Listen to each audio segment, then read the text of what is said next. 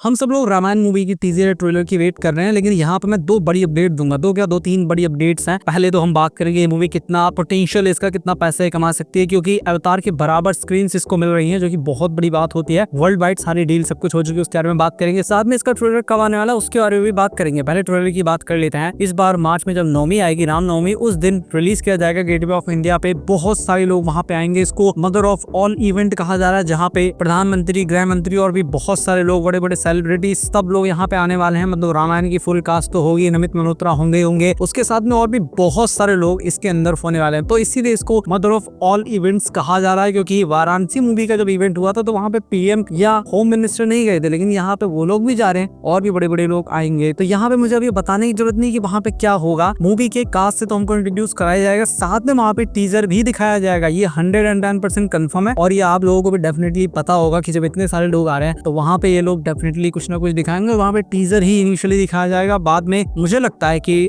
I think अगस्त और सितंबर के बीच में फुल फ्लैश ट्रेलर इसका आ सकता है, जिसको हम प्रॉपर्ली एक ट्रेलर कह सकते हैं। उस इवेंट के अंदर प्राइमरली टीजर दिखाया जाएगा, कास्ट से हमको इंट्रोड्यूस कराया जाएगा, मूवी के बारे में बड़ी बड़ी बातें बताई जाएंगी, जो कि एक्चुअली में है भी, जैसे कि इसका बजट, जैसे कि कौन सी कंपनी मूवी के वीएफएक्स संभाल रही है, जो कि हमको पता है कि BNG संभाल रही है, जो कि नमित मल्होत्रा की कंपनी। मतलब कि मूवी के हाइलाइट्स बताए जाएंगे। सबसे बड़ी चीज है जिसकी वजह से मूवी बहुत अच्छी है, मतलब मूवी के यूएसपी हमको गिनाए जाएंगे, जो ये काफी अच्छी बात है। उस इवेंट के लिए मैं बहुत ज्यादा एक्साइटेड हूँ। लेकिन साथ में मूवी के अब स्क्रीन्स भी निकल के सामने आ गई हैं कि इसको वर्ल्ड वाइड कितनी स्क्रीन्स मिल रही हैं। इंडिया के अंदर आई थिंक 4-4.5 स्क्रीन्स हैं, लेकिन वर्ल्ड वाइड इसको 42,500 से ज्यादा स्क्रीन्स मिल रही हैं। और मेरे दिमाग में आया कि अवतार 2 मूवी को कितनी स्क्रीन्स मिली थी। आप सोचेंगे मैंने 1 मूवी क्यों नहीं सोचा। 1 मूवी इसमें नहीं सोचा क्योंकि 1 मूवी जब रिलीज हुई थी 2009 में, तब इतनी स्क्रीन्स नहीं होंगी, तब से अभी तक स्क्रीन्स बहुत बड़ी भी होंगी। इस वजह से मैंने यहाँ पे अवतार 2 सोचा। 3 इसलिए नहीं सोचा क्योंकि 3 मूवी इतना कुछ कलेक्शन कर नहीं पाई है। वैसे उससे कोई फर्क नहीं पड़ता, उनको स्क्रीन्स बराबर ही मिली होंगी, लेकिन फिर भी मैंने अवतार 2 की स्क्रीन्स का पता लगाया तो वहां पे 52,000 स्क्रीन्स मिली थी टोटल अवतार मूवी को, जहां पे सबसे ज्यादा स्क्रीन्स अवतार मूवी को मिली थी चाइना के अंदर, जो कि लगभग 30-40 हजार के करीब थी। लेकिन यहाँ पे जो रामायण मूवी है इसको भी सबसे ज्यादा स्क्रीन्स चाइना के अंदर मिली है। 20,000 से ज्यादा स्क्रीन्स इसको चाइना में मिली है, मिडिल ईस्ट में भी स्क्रीन्स मिली है, नॉर्थ अमेरिका में स्क्रीन्स मिली है, और इंडिया में भी 4,000 से ज्यादा स्क्रीन्स मिली है, जो की बहुत बड़ी बात होती है। टोटल कितनी स्क्रीन्स मिली है रामायण मूवी को आप अपनी स्क्रीन पर देख सकते हैं, इतनी स्क्रीन्स इसको मिली है। जिसके बाद आप डिफरेंस अगर देखें तो अवतार जो मूवी है और यहाँ पे 10,000 स्क्रीन का डिफरेंस, और स्क्रीन से इतना कुछ फर्क पड़ेगा नहीं। मतलब यहाँ पे जो 10,000 का डिफरेंस है ये कब गायब हो जाएगा पता भी नहीं चलेगा, अगर मूवी अच्छी हुई तो। क्योंकि आपने बहुत सी ऐसी मूवीज इंडिया के अंदर देखी होंगी जिनको इनिशियली बहुत कम स्क्रीन मिलती है। Like I think Kerala story movie की, उसको काफी कम स्क्रीन मिली थी, बाद में बहुत ज्यादा स्क्रीन उसको मिली थी। तो इसीलिए जो स्क्रीन का फंडा है ना, ये 40,000 स्क्रीन, 42,000 स्क्रीन, जैसी मूवी अच्छी होगी लोगों को पसंद आएगी, बार बार लोग जाके उसको देखेंगे, तुरंत के तुरंत जो थिएटर ओनर्स है ना, बाकी स्क्रीन के जो शोज है जो कि इतना अच्छा परफॉर्म नहीं कर रहे, उनको हटा देंगे और वहाँ पे रामायण के शोज लगा देंगे, तो स्क्रीन इंस्टेंटली वहाँ पे बढ़ जाएंगी। लेकिन अगर मूवी परफॉर्म नहीं की तो ये भी हो सकता है कि अगर कोई और अच्छी मूवी परफॉर्म कर रही है तो रामायण के शोज घटा के उसको बढ़ा देंगे। लेकिन ये एक बहुत अच्छी डील है, जहाँ पे इस मूवी के लिए रणभूमि तैयार कर दी गई है कि अब इसको युद्ध भूमि के अंदर परफॉर्म करना, अगर परफॉर्म कर गई तो मूवी मैसिव कलेक्शन करेगी। मैं जानना चाहता था कि ये मूवी कितना कलेक्शन कर सकती है, तो वहाँ पे मैंने प्रीवियस मूवीज का डेटा उठा के देखा, लाइक RRR, बाहुबली, इन सारी मूवीज का, और दंगल मूवी चाइना के अंदर मैसिव कलेक्शन की थी। तो मैं जानना चाहता था कि ये मूवी कितना कलेक्शन कर सकती है। तो यहाँ पे जो पॉसिबिलिटी निकल के आती है इस मूवी की, वो लगभग $500 मिलियन निकल के आती है एक मूवी की, कि एक मूवी $500 मिलियन कमा सकती है। आप बोलेंगे $1 बिलियन भी कमा सकती है। मैंने भी वही सोचा कि movie easily $1 billion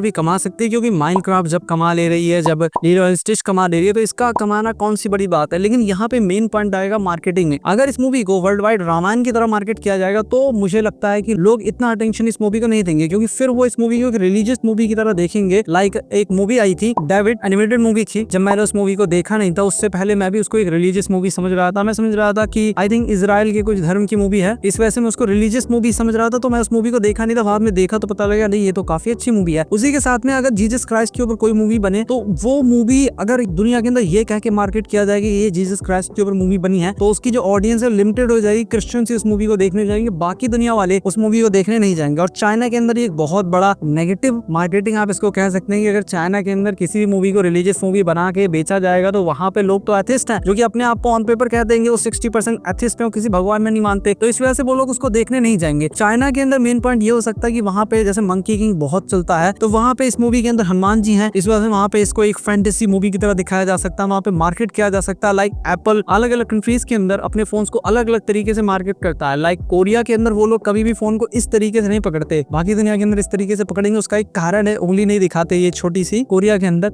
I think आप लोगों को पता होगा। तो इसीलिए अगर रामायण को हर कंट्री के अंदर अलग अलग तरीके से मार्केट किया जाएगा, एक फैंटेसी मूवी की तरह, एक एक्शन एडवेंचर फैंटेसी मूवी की तरह, तो आई थिंक ये मूवी मैसिव कलेक्शन कर सकती है। इंडिया के अंदर इसको जैसे प्रमोट करो, हर कोई इस मूवी के बारे में जानता है, लेकिन इंडिया से बाहर इसको अलग अलग कंट्री में अलग अलग कंट्रीज के हिसाब से टारगेट करना पड़ेगा। और इस मूवी को डेफिनेटली रिलीजियस मूवी की तरह बिल्कुल भी टारगेट नहीं करना चाहिए। और ये बात अगर मुझे पता तो डेफिनेटली इनके मार्केटिंग टीम मेंबर्स को भी पता होगी कि इस मूवी को कैसे पूरी दुनिया के अंदर प्रमोट करना है। मल्टीपल लैंग्वेजेस के अंदर ये मूवी डब हो रही है, पूरी दुनिया के अंदर ये मूवी रिलीज होगी। साथ में डबिंग के लिए AI का भी यूज किया जाएगा। आपने देखा होगा बहुत बार साउथ कोरियन शोज अगर हम इंग्लिश में देखते हैं तो लिपसिंग मैच नहीं होती, हमको पता लगता है कि यहाँ पे इंग्लिश में डब किया गया इसको, तो वो कमी ना, इस वजह से AI का यूज किया जाएगा ताकि उनके लिप्स प्रॉपर्ली मैच करे हर एक वर्ड के साथ में अलग अलग लैंग्वेज, जो कि बहुत अच्छी बात है। वो एक्सपीरियंस को और ज्यादा इनहांस करेंगे। पैसा तो मूवी के अंदर दवा के खर्च हो ही रहा है। अगर हम बोलेंगे मूवी के अंदर सिर्फ 2000 करोड़ रुपए पर मूवी खर्च हो रहा है तो वो भी बहुत ज्यादा है, क्योंकि जो कंपनी इसको बना रही है वो खुद नविद मल्होत्रा की कंपनी है। और उन्होंने बताया कि अब तक उन्होंने जितनी भी मूवी इसके अंदर काम किया VFX CGI के मामले में उसने सबसे कॉम्प्लिकेटेड यही प्रोजेक्ट है। तो आप समझ सकते हैं कि DNG कंपनी ने बहुत सारे ऑस्कर जीते हैं। क्रिस्टोफर नोलन की बहुत सी मूवीज के VFX CGI उन्होंने हैंडल किए हैं। तो यहाँ पे डेफिनेटली ये मूवी 2027 के ऑस्कर्स में बेस्ट विजुअल्स के लिए नॉमिनेट होगी 110%। ये मेरा मानना है, आप इस बात को लिख लीजिए, 110% नॉमिनेट होगी क्योंकि ये सबसे कॉम्प्लेक्स प्रोजेक्ट है। बीच में कोई और प्रोजेक्ट आ जाए या वो लोग रेसिज्म दिखाएं तो अलग बात है, बाकी तो इस मूवी को ऑस्कर्स जीतना ही चाहिए, क्योंकि अभी तक नमित मल्होत्रा की कंपनी ने मल्टीपल ऑस्कर्स जीते हैं। और यहाँ पे अगर एक बार इस मूवी को हर कंट्री के हिसाब से अलग अलग तरीके से प्रमोट कर दिया तो उसके बाद ये मूवी मैसिव कलेक्शन करेगी, क्योंकि रामायण की जो स्टोरी है ना वो टाइमलेस है, वो हर जगह फिट बैठती है, हर समय फिट बैठती है। आप अगर इस मूवी से रामायण हटा दो और कहानी पे आओ तो एक इंसान जो कि भगवान है, भगवान अवतरित हुए हैं मनुष्य के रूप में, और उनको अपने पिता का वचन पूरा करने के लिए जंगल में जाना पड़ता है, वन में जाना पड़ता है, लेकिन उसके बाद भी वहां पे वो चले जाते हैं निसंकोच। और वहां पे पृथ्वी का सबसे शक्तिशाली जो कि तीनों लोक पे राज करता है वो राजा आ जाता है, उनकी पत्नी को उठा करके ले जाता। सोचिए कितनी बड़ी चीज यहाँ पे हुई है कि एक तरफ एक साधारण इंसान और दूसरी तरफ पृथ्वी का